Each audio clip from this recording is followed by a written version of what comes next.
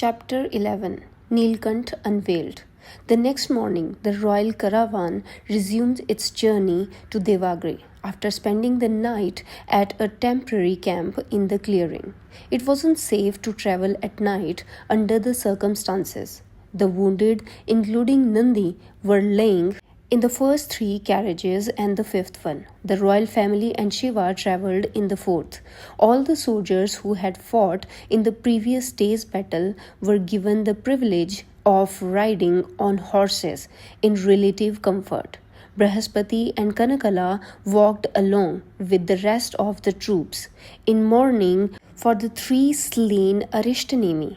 Parvateshwar, Bhavravya, and two other soldiers bore a makeshift wooden palanquin that carried three urns containing the ashes of the martyrs. The urns would be given to their families for a ceremonial submersion in the Saraswati. Shiva, Sati, and Nandi too wanted to walk, but the doctor insisted they were in no condition to do so. Parvateshwar walked with pride at the bravery of his soldiers. His boys, as he called them, had shown they were made of a metal forget in Lord Indra's own furnace. He cursed himself for not being there to fight with them. He castigated himself for not being there to protect his goddaughter, his Sati, when she was in danger. He played for the day when he would finally get a chance to destroy the cowardly Chandravanshis. He also silently pledged that he would anonymously donate his salary for the next 6 months to the families of the slain soldiers. I didn't think he would fall to these levels, exclaimed Daksha in disgust. Shiva and Sati, comfortably asleep in the carriage, were woken up by Daksha's outburst.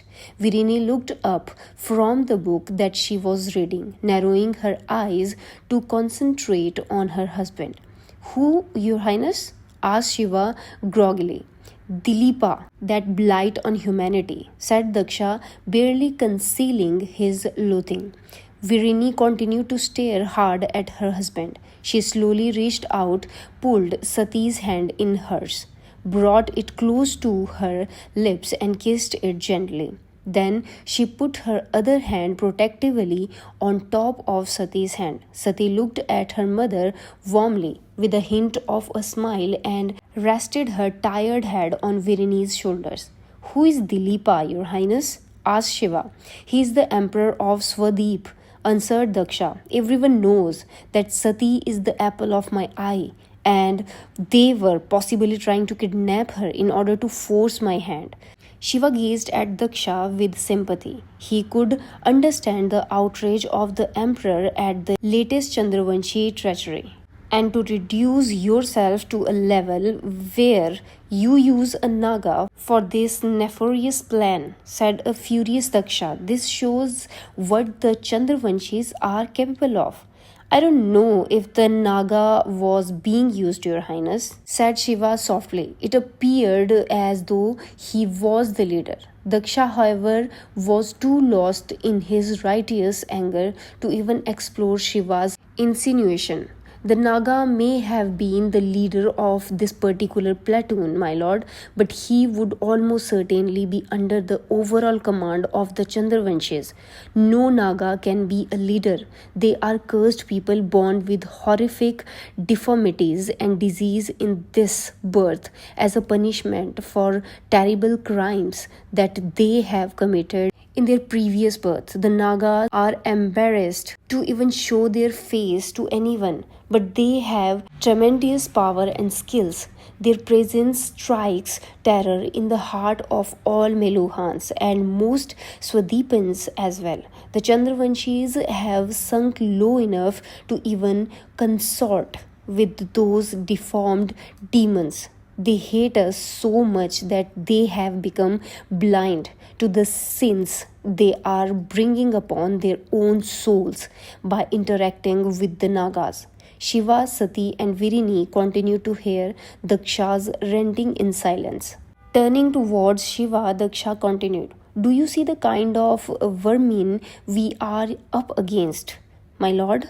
They have no code, no honor, and they outnumber us 10 to 1. We need your help, my lord.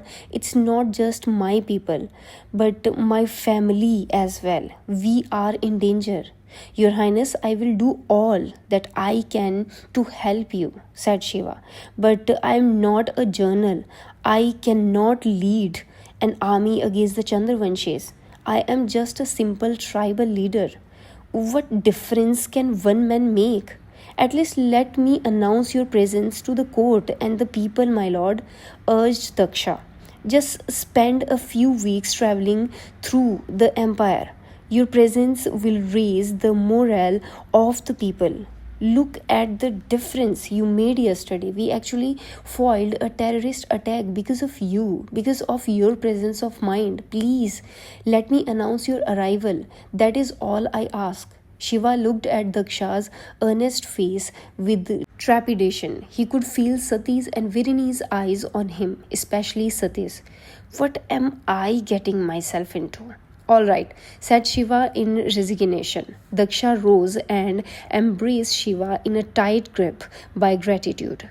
Thank you, my lord, exclaimed Daksha, even as Shiva released himself from the warm hug with a sharp intake of air.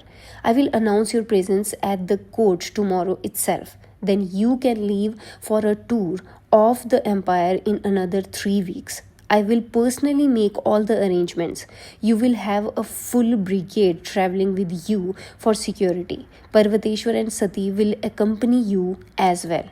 No, protested Virini in a harsh tone that Sati had never heard her mother use. Sati is not going anywhere. I'm not going to allow you to put our daughter's life in danger. She is staying with me in Devagri. Virini, don't be silly, said Daksha calmly. You really think that something would happen to Sati if the Lord Nilkant was around? She is safest when she is with the Lord. She is not going, and that is final, glared Virini in a firm voice, clutching Sati's hand tightly. Daksha turned towards Shiva, ignoring Virini. Don't worry, my lord. I will have all the arrangements made. Parvateshwar and Sati will also travel with you. You will just have to restrain Sati sometimes. Shiva frowned, so did Sati. Daksha smiled genially. My darling daughter has the tendency to be a little too brave at times. Like this one time when she was just a child. She had jumped in all by herself with nothing but her short sword to save an old woman being attacked by a pack of wild dogs. She nearly got herself killed for the pains. It was one of the worst days of my life. I think it is the same impulsiveness which worries Virini as well. Shiva looked at Sati. There was no expression on her face. That's why, continued Daksha, I am suggesting that you keep her restrained. Then there should be no problem. Shiva glanced again at Sati. He felt a surge of admiration coupled with the boundless love he felt for her. She did what I couldn't do. The next morning, Shiva found himself seated next to Daksha in the Meluhan royal court. The magnificence of the court left him wonderstruck. Since this was a public building, the usual Meluhan reticence had been bypassed. It was built next to the great public path, while the platform had been constructed by the standard kill bricks. The structure itself, including the floor, was made of teak wood. Brownie wooden pillar had been laid in to get grooves on the platform. The pillars had been extravagantly sculpted with celestial figures like Apsara, Devas and Rishis, celestial nymphs, gods and sages, amongst others. An ornately curved wooden roof that had been inlaid with gold and silver designs crowned the top of the pillar. Pennants of the holy blue color and royal red color hung from the ceiling. Each niche on the walls had painting depicting the life of Lord Ram, but Shiva had little time to admire the glorious architecture of the court. Daksha's expectations would be apparent in his speech and were causing him considerable discomfort. As many of you may have heard, announced Daksha, there was another terrorist attack yesterday. The Chandravanshis tried to harm the royal family on the road from Mount Mandar to Devagre. Murmurs of dismay filled the court. The question troubling everyone was how the Chandravanshis had discovered the route to Mount Mandar. Shiva meanwhile kept reminding himself that this wasn't a terrorist attack. It was just a kidnap attempt. The Chandravanshis had planned their attack with great deception, said Daksha, drowning out the murmurs with his booming voice. The talented architects of the court had designed the structure in such a manner that any voice emanating from the royal platform resonated across the entire hall. But we beat them back. For the first time in decades, we beat back a cowardly terrorist attack. An exultant roar went up in the court at this announcement. They had beaten back open military assaults from the Chandravanshis before, but until today the Meluhans had found no answer to the dreaded terrorist strikes. This was because the terrorists usually launched surprise attacks on non-military locations and fled before the Suryavanshi soldiers could get there. Raising his hand to quieten the crowd, Daksha continued, "We beat them back because the time for truth to triumph has finally arrived. We beat them back because we were led by Father Manu's messenger. We beat them back because the time for justice has come." The murmurs grew louder. Had the Nilkant finally arrived? Everyone had heard the rumors, but nobody believed them. There had been too many false declarations in the past. Daksha raised his hand. He waited just enough for the anticipation to build up, and then jubilantly bellowed, "Yes, the rumors are true. Our savior has come. The Nilkant has come." Shiva winced at being put up for display on the royal platform with the cravat removed. The Meluhan elite thronged around him, their statements buzzing in Shiva's ears. "We had heard the rumors, my lord, but we didn't believe them to be true. We have nothing to fear anymore, my lord. The days of evil are numbered." "Where are you from, my lord?" "Mount Kailash." "Where is that, my lord? Do you think I could go on a pilgrimage there?" Answering these questions rapidly and being confronted by the blind faith of these people disturbed Shiva. The moment he had a chance, he requested Daksha for permission to leave the court. A few hours later, Shiva sat in the quiet comfort of his chamber, contemplating what had happened at the court. The cravat was back around his neck. "By the holy lake, can I really deliver these people from their troubles?" "What did you say, my lord?" asked Nandi, who was sitting patiently at a distance. "The faith your people place upon me makes me anxious," said Shiva, loud enough for Nandi to hear. "If there was a one-on-one battle, I could take on any enemy in order to protect your people.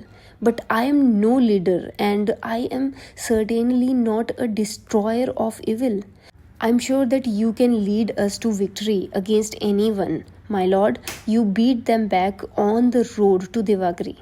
"That wasn't a genuine victory," said Shiva dismissively. "They were a small platoon, aiming to kidnap and not to kill. If we face a well-organized and large army whose aim is to kill, the situation may be very different. To me, it appears that Meluha is ranged against formidable and ruthless enemies. The solution cannot lie in reposing faith in an individual. Your people need to adapt to the changing times. Perhaps your innocent ways will find you helpless in the face of such a cold blooded enemy. A new system is needed. I'm hardly a god to perform miracles. You are right, my lord, said Nandi, with all the conviction of a simple, lucky man not troubled by too many thoughts. A new system is required, and I obviously don't know what this new system should be, but I do understand one thing. More than 1,000 years back, we faced a similar situation, and Lord Ram came and taught us a better way. I am sure that similarly you will lead us to a superior path. I am no Lord Ram, Nandi. How can this fool even compare me to Lord Ram, the Maryada Purushottam, the idle follower of laws? You are better than Lord Ram, my lord, said Nandi. Stop this nonsense, Nandi. What have I done to be compared with Lord Ram? Let alone be considered better. But you will do deeds that will place you above him, my lord. Just shut up. The preparations for Shiva's tour of the empire were in full swing. Shiva, however, still found time for Sati's dance lessons every afternoon. They were developing a quiet friendship, but Shiva agonized over the fact that while she showed respect, there was no softening of emotions in her or expression of feelings. In the meantime, Shiva's tribe had been brought over to Devagiri, where they were given comfortable accommodation and jobs. Bhadra, however, was not to stay with the Ganas. He had instead been assigned to accompany the Nilkant on his voyage. Veerbhadra. When the hell did you get this name? Shiva asked Bhadra, meeting him for the first time since his departure from Kashmir. Stupid reason, actually, smiled Bhadra, whose slight hump had disappeared completely thanks to the magical Somras. On the journey here, I saved the caravan leader from a tiger attack. He gave me the title for a brave man before my name. You fought a tiger single-handed? Asked Shiva, clearly impressed. Bhadra nodded, feeling awkward. Well, then you really deserve to be called Veerbhadra.